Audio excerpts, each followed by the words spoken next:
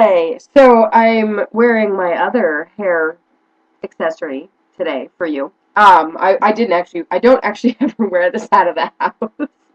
I bought it because I really liked how it looked on me in the Claire's or icing or whatever the hell they're called now. But every time I put it on, I feel like Jean-Benet Ramsey, and I just can't wear it in public. But it's super cute. Like every time that I put it on, I'm like, oh, I love it, and then I'm like, when the hell am I gonna wear this? So I just never wear it. So, anyways, but I thought I'd wear it for our video. Move this back so I'm in better lighting again. I've got like a pile of laundry on my bed. My room is thrashed. Um, I'm barely home at all anymore. I worked all day today. I worked 10 to 6 by myself at the coffee shop. But seriously, I just love the coffee shop so much. And you mentioned somebody talking to you at the car dealership today because you were a knitter. And there was this girl that came in, and we were kind of talking when she ordered her drink, but then she went and sat down. She was super nice, and she goes and sits down, and I'm super bored, and I'm just kind of sitting there, and I'm like, oh, so boring. She starts knitting, and I was like, oh my god, you're knitting! And I got super excited, and so I run over to her, I'm like, what are you knitting? And she's knitting the Rosalind sweater from Interweave from last year, and which I have cast on. It's in my box of UFOs. And I was like, hey, I'm knitting this sweater too. So we had a whole conversation. She lives in Fairbanks, and she works for public radio, and she took Ira Glass to a bar. He came to visit. She interviewed him for the public radio station up there, and she took him to a bar. She showed him around Fairbanks. I seriously was like, I want to hug you right now because you've been near Ira Glass. I freaked out. Anyway, she's super cool. She's only in town for a couple of days, but she's on Ravelry, and so I gave her my name, and she gave me her name, and we're gonna be friends on Ravelry, and I told her we should hang out. Because she's super cool. So, anyways, okay. So, yes, you did read one of the Christopher Moore books in the series that Bite Me is in. Bite Me is the brand new one. It's following up on You Suck, which was the one that you probably read. There's You Suck, Bloodsucking Fiends, and then Bite Me is the new one. Or maybe Bloodsucking Fiends is the first one. I don't remember which order they go in, but they're all about Tommy and Jody, which are the vampires, and the girl vampire made the boy vampire. Anyways, they're hilarious, and you should read them. And Lamb is the one. Lamb is the Gospel of Jesus Christ according to Biff, Jesus's childhood pal, and it is absolutely fucking hilarious. It's one of my all-time favorite books. Um, Working on our self-worth and saying one nice thing about ourselves every day. I am wholeheartedly behind this because I'm really trying to fix my self-confidence because I feel like I have this really weird duality where like I'm absolutely convinced that I'm fucking fantastic and like I'm awesome and I don't understand why people don't get that. And then I'm like, oh well, they don't get it because I suck. So clearly that's why. And so it's this really weird like I get really mad at people for not thinking that I'm cool and not wanting to like talk to me and hang out with me. But then I don't think very highly of myself, so how could I expect anybody else to? So it's like this really weird thing. So I agree. I think that we need to start saying nice things about ourselves, and I think we should say nice things about each other as well. I mean, we say nice things about each other all the time, but I think it's easier for us to say nice things about each other instead of about ourselves. So maybe we can start with we'll compliment the other person and then compliment ourselves. So that we can maybe like trick ourselves into it. So my nice thing about you is that you are a very critical thinker, and I really appreciate that. You really truly think about things when you talk about them, like the whole Lady Gaga thing. Like I know it's really weird that we're having sort of an in-depth conversation about that, but like you've clearly very much thought about it, and you make me think more about things, and I really appreciate that you make me think about things more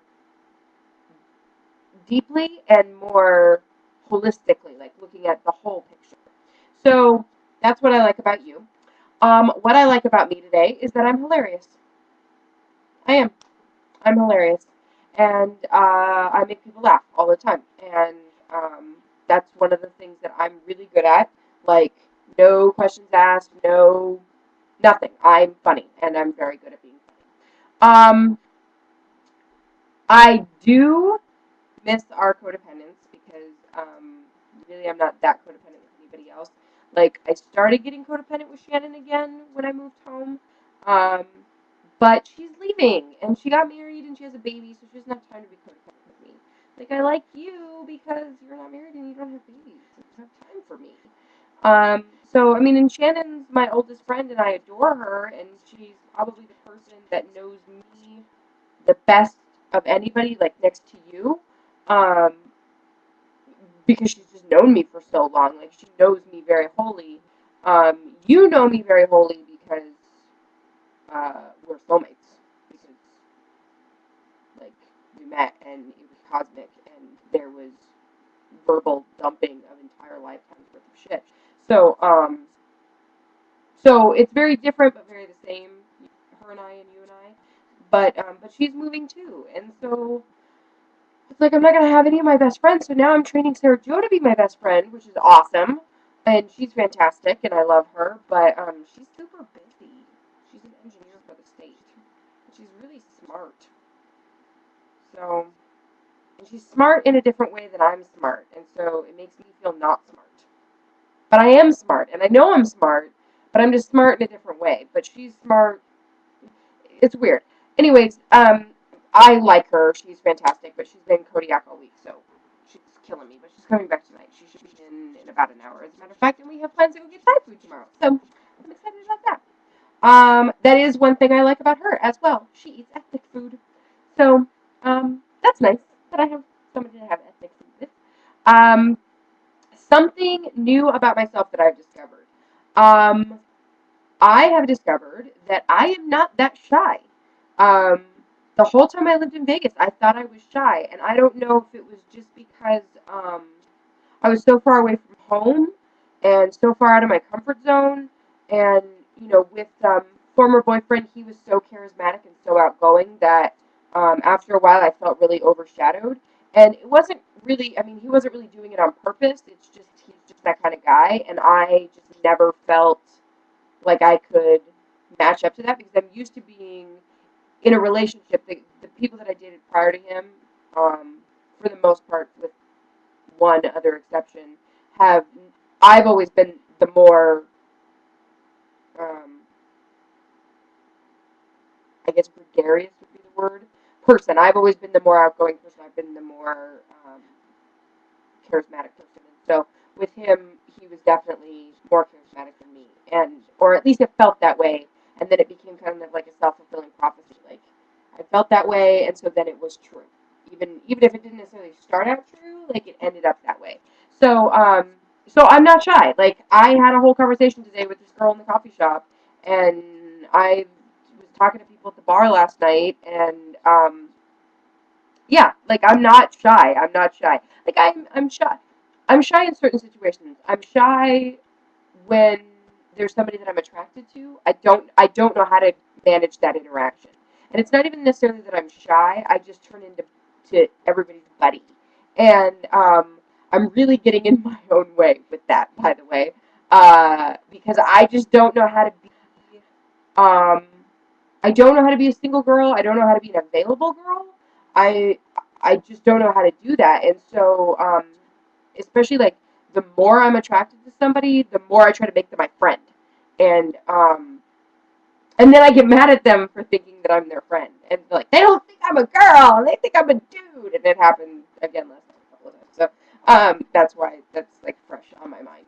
I feel like I'm just rambling today. I didn't eat all day, but I had a mocha, and I had two chais, and I had a straight shot of espresso.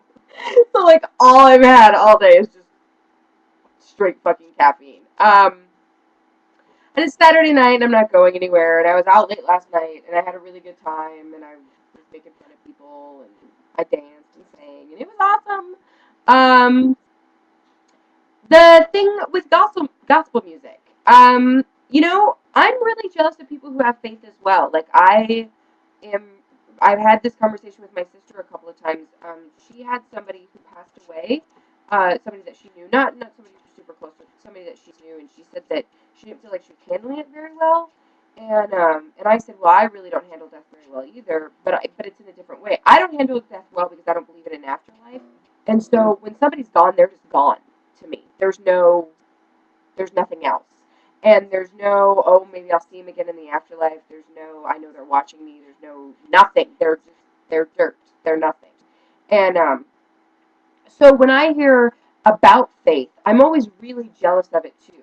And maybe that's why you're drawn to that kind of music, is that, it's just that, like, I wish I had that. That, to me, it seems very comforting to have that belief, that faith, that safety net almost, that emotional safety net, that, like, worst case scenario, at least when I'm dead, I'll be in God's arms, or I'll be in heaven, or whatever. Like, there's always a light at the end of the tunnel, even if it's that you're dead. And for me, like, maybe it's why I'm so insistent on,